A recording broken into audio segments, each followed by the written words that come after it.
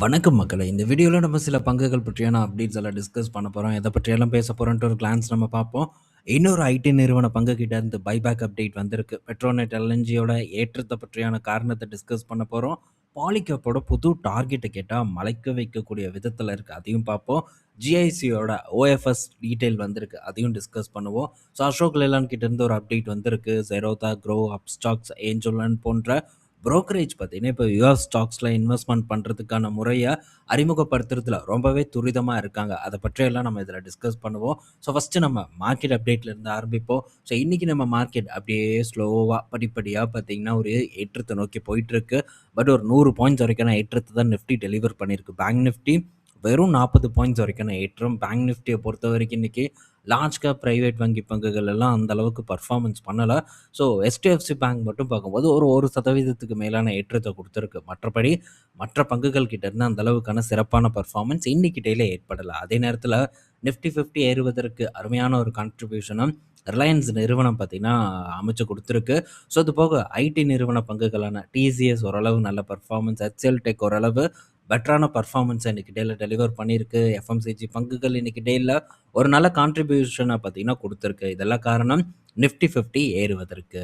So அடுத்தது பார்த்தீங்கன்னா buyback பற்றியான அப்டேட். ஸோ அது சிஎன்ட்டு தான். சிஎன் நிறுவனம் பார்த்தீங்கன்னா பைபேக் ரெக்கார்ட் டேட் இன்னைக்கு தான் லாஸ்ட்டு. ஸோ முடிஞ்சுச்சு.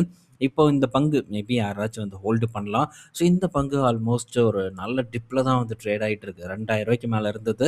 இப்போ வெறும் ஒரு ₹800 கிட்ட வந்து ட்ரேட் ஆகிட்டு இருக்கு. ஸோ இதோட பைபேக் ப்ரைஸ் பார்க்கும்போது ஒரு 25% ப்ரீமியமில் வந்து அவங்க கொடுக்குறாங்க. ஸோ பைபேக்கில் பார்ட்டிசிபேட் பண்ணுறது என்னை பொறுத்த வரைக்கும் ஒரு நல்ல விஷயம் தான். இன்கேஸ் ஏன்னா எங்கேயும் போகிறது இல்லை இந்த மாதிரி ஐடி நிறுவன பங்குகளோட விலை. ஸோ அதனால் கொடுத்துட்டு திரும்ப நமக்கு வாங்குறதுக்கான சான்சஸ் கூட வந்து இந்த இடத்துல ஏற்படும் அப்படின்னு நான் நினைக்கிறேன். ஸோ அதனால் ஒரு ஒர்த் ஆப்பர்ச்சுனிட்டி எப்படி விப்ரோ ஒரு ஒர்த் ஆப்பர்ச்சுனிட்டி நமக்கு கொடுத்ததோ அதே மாதிரி தான் இங்கேயும் வந்து ஏற்பட்டிருக்கு. ஸோ கொடுத்தாச்சு. இப்போ திரும்ப வந்து நம்ம மார்க்கெட்டில் வாங்குறதுனா வாங்கிக்கலாம். ஸோ நமக்கு எப்படி பார்த்தாலும் ஓரளவு ரிட்டர்ன் வந்து இதன் மூலிமா வந்து கிடைக்கும்.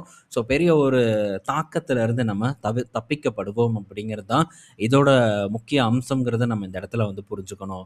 ஸோ பார்ப்போம் திரும்ப ஏறுதான்ட்டு. ஸோ 20 கிட்ட பார்த்தீங்கன்னா ட்ரேட் ஆகிட்டு இருக்கு. 20 மேலே. இதே நேரத்தில் பல முன்னணி ஐடி நிறுவன பங்குகள் பார்க்கும்போது ரொம்பவே நல்ல அட்ராக்டிவான இடத்துல வந்து ட்ரேட் ஆகிட்டு இருக்கு. ஸோ உதாரணத்துக்கு நம்ம இப்போ பைபேக் அனௌன்ஸ் பண்ண விப்ரோவோட பி ரேஷியோ பார்க்கும்போது 15க்கு கீழே தான் இருக்குது. ஸோ பி ரேஷியோ மட்டுமே ஒரு முக்கியமான விஷயம் இல்லை. பலமுறை டிஸ்கஸ் பண்ணியிருக்கோம். ஆனால் ஸோ நல்ல வேல்யூலையும் நமக்கு கிடைக்கணும். அண்டு இப்போதைக்கு இந்த செக்டாரை நிர்ணயிக்கக்கூடிய ஒரு விஷயமா ஏஐ வந்து இருக்குது. ஸோ ஏஐ இந்த நிறுவன பங்குகளை போட்டு பதம் பார்த்துருக்கு. நல்ல சரிவை வந்து கொடுத்துருக்கு.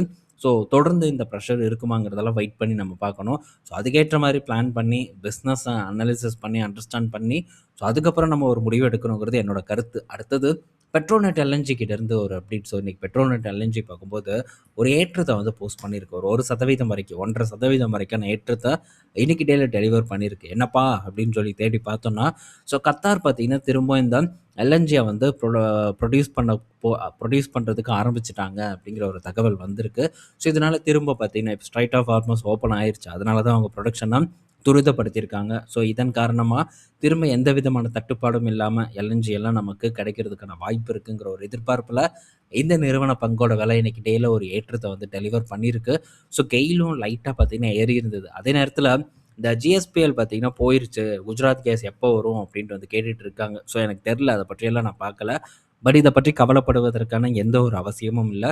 சரியான நேரத்தில் நமக்கு வந்து கிடச்சிரும். ஸோ அது வரைக்கும் ஜஸ்ட் வந்து வெயிட் பண்ணுங்கள். காணோம் காணோம் கிடைக்காதோ அப்படின்ட்டுலாம் நம்ம உட்காந்து கவலைப்பட வேண்டிய அவசியம் ஒன்றுமே இல்லை அப்படிங்கிறத மட்டும் நீங்கள் நினைவில் வச்சுக்கோங்க. ஸோ பெரும்பாலும் இப்படி கேட்கக்கூடிய நண்பர்கள் புதுசாக மார்க்கெட்டுக்கு வந்தவங்களாக தான் இருப்பாங்க. ஸோ உங்கள் பங்கு எங்கேயும் போயிடாது அப்படிங்கிறத மனசில் வச்சுட்டு ஸோ தொடர்ந்து நீங்கள் அடுத்த கட்ட வேலையை பாருங்கள். ஸோ இது எப்போ வரும் எப்போ வரும்ன்ட்டு தொடர்ந்து ஓப்பன் பண்ணுறதுனால நாளைக்கு வந்து உட்கார போகிறதில்ல. ஸோ இன்னும் சில நாட்களில் இது கிரெடிட் ஆயிரும். மெயில் வந்திருக்கு அப்படின்னு சொன்னாங்க. நான் மெயில் செக் பண்ணலை. ஸோ பல நண்பர்கள் கமெண்ட் செக்ஷனில் மென்ஷன் பண்ணியிருந்தாங்க. ஸோ மேபி உங்களுக்கும் வந்திருக்கும். செக் பண்ணி பாருங்கள். நானும் செக் பண்ணி பார்த்துட்டு வேணால் அப்டேட் ஷேர் பண்ணுறேன். ஸோ இன்றைக்கி 2% வரைக்கான ஒரு இறக்கத்தை குஜராத் கேஸ் பார்த்திங்கன்னா டெலிவர் பண்ணியிருக்கு. ஸோ இது வந்து நமக்கு கிரெடிட் ஆகட்டும். ஸோ இப்போதைக்கு இந்த எல்என்ஜி பிரச்சனை போயிட்டு இருக்கிறதுனால இந்த பங்கும் ஒரு ப்ரெஷரை ஃபேஸ் பண்ணிட்டு இருக்கு. ஒன்ஸ் இது ரிசால்வ் ஆனதுக்கப்புறம் ஒரு பெட்டர் பர்ஃபார்மன்ஸை நம்ம எதிர்பார்க்கலாம். அது போக ஸோ ஒரு டிரான்ஸ்மிஷன் பங்கும் நமக்கு வந்து கிடைக்கும். ஸோ அதுவும் நம்மளை பொறுத்த வரைக்கும் நல்ல செய்தி தான். அடுத்தது பாலிகேப் நிறுவனத்துக்கு பார்த்தீங்கன்னா, டார்கெட்ட ரூ. 10,000 வந்து சிட்டி வந்து உயர்த்தியிருக்காங்க. ஸோ தொடர்ந்து பார்த்தீங்கன்னா, பாலிகேப்போட டார்கெட் வந்து உயர்த்தப்பட்டுட்டு வந்துட்டுருக்கு. ரூ. 3,900க்கு கீழ பார்த்தீங்கன்னா, பாலிகேப் நமக்கு ஒரு சான்ஸ ஏற்படுத்தி குடுத்தது. ஸோ நான் இடையில இதில வந்து ப்ராஃபிட் புக் பண்ண போறேன் அப்டின்ட்டு ஒரு அப்டேட் குடுத்தேன். பட் திடீர்னு இந்த டேட்டா சென்டர் செக்மெண்ட்ல நம்மளுடைய ஈடுபாடு அதிகமா இருந்த காரணத்தினால, ஸோ இத இன்னும் தொடர்ந்து வந்து ஹோல்டு தான் பண்ண போறோம் அப்டிங்கிற ஒரு கிளாரிஃபிகேஷனும் இதுக்கு முன்னாடி நம்ம வந்து டிஸ்கஸ் பண்ணியிருக்கோம். ஸோ இப்போ இந்த நிறுவனம் 7,500 கிட்ட நான் ப்ராஃபிட் புக் பண்ணலாம்னு நெனச்சேன். இப்போ 9,500 கிட்ட ட்ரேட் ஆயிட்டு இருக்கு. ஸோ 10,000 தாண்டும் அப்டின்னு சொல்லியிருக்காங்க. பெரிய ஒரு டிஃபரண்ட் எல்லாம் இல்ல. ஆல்ரெடி இது ரூ. 9,600 ட்ரேட் ஆயிட்டு இருக்கு. ஸோ ரூ. 10,000 அப்படிங்கிறது பெரிய மேட்டர் இல்ல. ஸோ 10,000 அப்படின்ட்டு டார்கெட் குடுத்துருக்காங்க. ஏறுவதற்கான பாசிபிலிட்டீஸ் இருக்கு அப்படின்னு தான் நான் எக்ஸ்பெக்ட் பண்றேன். ஸோ தொடர்ந்து நல்ல ஒரு கணிசமான பெர்ஃபார்மன்ஸ பார்த்தீங்கன்னா, இந்த நிறுவனம் டெலிவர் பண்ணிட்டு இருக்காங்க. ஸோ இதனால தான் ஒரு இக்கட்டான சூழ்நிலையில இந்த பங்குல சடனா டக்குன்னு ஒரு முடிவெடுத்து இத கேப்சர் பண்றதுக்கான ஒரு வாய்ப்பு கிடைச்சது. அந்த தருணத்தில இது வந்து குவாலிட்டி இல்லாத பங்கு, ஐடி ரைட் நடக்குது. இது பக்கம்லாம் நம்ம போக்கூடாதுன்ட்டு பல கருத்துக்கள் இருந்தது. ஸோ, அதெல்லாம் தாண்டி தான் இந்த இடத்துல ஒரு பொசிஷன் எடுத்து இத்தகைய ஒரு ரிட்டர்ன வந்து பண்ணியிருக்கோம். ஸோ, இதுக்கு ரீசன் பார்த்தீங்கன்னா, இந்த பங்கின் மேல் இருந்த ஒரு புரிதல் தான். ஸோ, எல்லா இடத்துலயும் இது நம்ம பண்ண முடியாது. ஏன்னா, மார்க்கெட்ல இருக்கக்கூடிய அத்தன பங்குகள் மேலயும் ஆன புரிதல் நமக்கு இருக்காது. ஸோ, புரிதல் இல்லாத செய்யக்கூடிய வேலை சில சமயம் ப்ராஃபிட்ட ஏற்படுத்தி குடுக்கலாம்.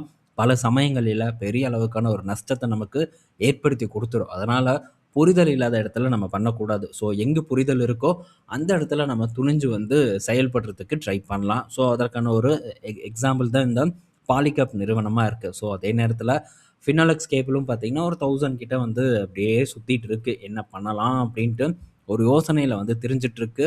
ஸோ பார்ப்போம். திரும்ப ஒரு பெர்ஃபார்மன்ஸ் வந்து ஏற்படுமான்ட்டு என்ன பொறுத்தவரைக்கும் ஏற்படும் அப்படின்னு தான் நான் நினைக்கிறேன். வெயிட் பண்ணிட்டும் இருக்கேன். ஸோ இந்த இடத்துல சான்ஸ் இருக்கிறதா தான் நான் ஃபீல் பண்றேன். அதாவது ஃபர்தரா ஒரு மேல் நோக்கி போறதுக்கு. பட் வெயிட் பண்ணி நம்ம பார்ப்போம் என்ன நடக்குதுன்ட்டு. ஸோ அடுத்தது ஜிஐசி. ஸோ இந்த ஜெனரல் இன்சூரன்ஸ் கம்பெனியில பார்த்தீங்கன்னா, ஒரு ஓஎஃப்எஸ் நடக்க போகுது. 9% டிஸ்கவுண்ட்ல இந்த பங்குகள கவர்மெண்ட் வந்து விக்க போறதா ஒரு தகவல் கிடைச்சிருக்கு. 3088,00,00,000க்கு பங்குகள வந்து விக்க போறாங்க. ஸோ இதன் மூலியமா 3088,00,00,000 கவர்மெண்ட்டுக்கு வந்து கிடைக்க போகுது. ஸோ இந்த ஓஎஃப்எஸ் எப்போ ஓப்பன் ஆகுது? அக் சாரி இது வந்து பழைய டேட் வந்து போட்டிருக்காங்க. ஸோ நமக்கு இந்த ஸ்க்ரீனர் அதாவது என்எஸ்சி வெப்சைட்ல நமக்கு பார்க்கும்போது கிளீனா வந்து தெரியும். ஓகே 2000 இன்னைக்கு தான் வந்து ஓப்பன் ஆகுது. ஸோ நாளைக்கு பார்த்தீங்கன்னா, இதோட க்ளோஸ் டேட் வந்து இருக்கு. ஸோ இந்த பங்கும் பார்த்தீங்கன்னா, இப்போ கொஞ்சம் இன்னைக்கு டேல ஒரு சரிவ வந்து போஸ்ட் பண்ணிட்டு இருக்கு. ஸோ இந்த ஜிஏ ஜெனரல் இன்சூரன்ஸ் எடுத்து நம்ம பார்க்கும்போது, ஸோ நல்ல ஒரு ஏற்றத்த குடுத்தது. ரூ. 500 மேல இருந்தது. இப்போ ஒரு ரூ. 360 கிட்ட வந்து ட்ரேட் ஆயிட்டு இருக்கு. ஸோ இன்சூரன்ஸ் கம்பெனிஸோட பெர்ஃபார்மன்ஸ் பார்த்துருப்போம். இதெல்லாம் ரொம்ப சூப்பரான பெர்ஃபார்மன்ஸ குடுத்தது. ஒரு ரூ. 100 கிட்ட இருந்தது. இப்போ ரூ. 300 மேல வந்து ட்ரேட் ஆயிட்டு இருக்கு. ஸோ ஃபர்தரா நம்ம இதெல்லாம் வந்து வாட்ச் பண்ணுவோம். இதுக்கு முன்னாடி இருந்த ராலி இதுக்கப்புறம் நடக்குமாங்கிற ஒரு எதிர்பார்ப்பு எனக்கு இந்த இடத்துல வந்து இல்ல. ஸோ அதனால வெயிட் பண்ணுவோம். அடுத்தது அசோக் லைலாண்ட் கிட்ட இருந்து அப்டேட். ஸோ அசோக் லைலாண்ட்ல பார்த்தீங்க என்ன நியூஸ் வந்திருக்குன்னா, டெல்லி என்சிஆர்ல வந்து ஓல்டு ட்ரக் அண்ட் பஸ் எல்லாம் ரீப்ளேஸ்மென்ட் பண்ணக்கூடிய ஒரு ஸ்கீம் குடுத்துருக்காங்க. ஸோ இதுக்கு ஒரு 8% வரைக்கும் எக்ஸ் ஷோரூம் பிரைஸ்லேருந்து அசோக் லேலண்ட் வந்து டிஸ்கவுண்ட் தரதா, அவங்களுடைய அசோக் லேலண்ட் பிராண்டா இருக்கட்டும், ஸ்விட்சா இருக்கட்டும் 2லயும் வந்து டிஸ்கவுண்ட் தரதா ஒரு தகவல் பார்த்தீங்கன்னா, இப்போ நமக்கு கிடைச்சிருக்கு. ஸோ இதெல்லாம் ஒரு பெரிய ஒரு செய்தி அப்படின்ட்டு நம்ம எடுத்துக்க முடியாது. இது எந்த அளவுக்கு எஃபெக்டிவா இருக்கும் அப்படின்ட்டும் அந்த அளவுக்கு நம்பிக்கை இல்ல என்ன பொறுத்தவரைக்கும். ஸோ பங்கு இன்னைக்கு டெய்லியும் ஒரு 1% வரைக்கான ஏற்றத்த குடுத்துருக்கு. ஸோ கன்டினியூஸா தொடர்ந்து ஒரு ஏற்றத்த குடுத்துட்ருக்கு. இந்த ஏற்றத்த பற்றியும் இதுக்கு முன்னாடி நம்ம 2, 3 நாட்களுக்கு முன்னாடி தான் டிஸ்கஸ் பண்ணோம். ஸோ மேபி டவுட் இருந்ததுன்னா நீங்க செக் பண்ணி பாருங்க. ஸோ பார்ப்போம். இந்த அசோக் லைலாண்ட் என்ன ஒரு பெர்ஃபார்மன்ஸ டெலிவர் பண்ணுது. புதுசா சான்ஸ் ஏற்படுத்துமா அப்படிங்கிறத தான் வெயிட் பண்ணிட்டு இருக்கேன். ஸோ அந்த சான்ஸ்ல நான் பார்ட்டிசிபேட் பண்ண மாட்டேன் மேக்ஸிமம். ஏன்னா என்கிட்ட இருக்கு. மேபி புது சான்ஸ் ஏற்பட்டதுன்னா உங்களுக்கு அத வந்து தெரியப்படுத்துறேன். அடுத்தது ஸோ புரோக்கரேஜ் பற்றியான அப்டேட்டு.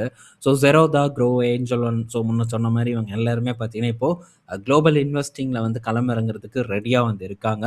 ஸோ இப்போ இவங்களுக்கான ஒரு அப்ரூவலும் பார்த்தீங்கன்னா கிடைச்சிருக்கு. ஸோ விரைவில் இன்னும் ஒரு 2, 3 மாதத்துல வந்து நாங்க வந்துருவோம் அப்படின்னு சொல்லியிருக்காங்க.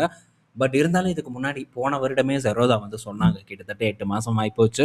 இன்னும் பார்த்தீங்கன்னா, Zerodha என்ட்ரி குடுக்காம தான் இருக்காங்க. இங்கேருந்து இன்னும் ஒரு 3 மாதம் எப்படி இந்த வருடம் முடிஞ்சிரும் போல, இல்ல இந்த வருட எண்டுல தான் இவங்க யுஎஸ் மார்க்கெட்ல இன்வெஸ்ட்மென்ட் பண்றதுக்கான ஒரு வாய்ப்ப வழங்குவாங்க போல. பட் அதுக்கு முன்னாடியே இன்ட் மணி இவங்களுக்கெல்லாம் அப்ரூவல் கிடைச்சிருச்சு. அப்ரூவல் வாங்கி ரெடியா உட்காந்துருக்காங்க.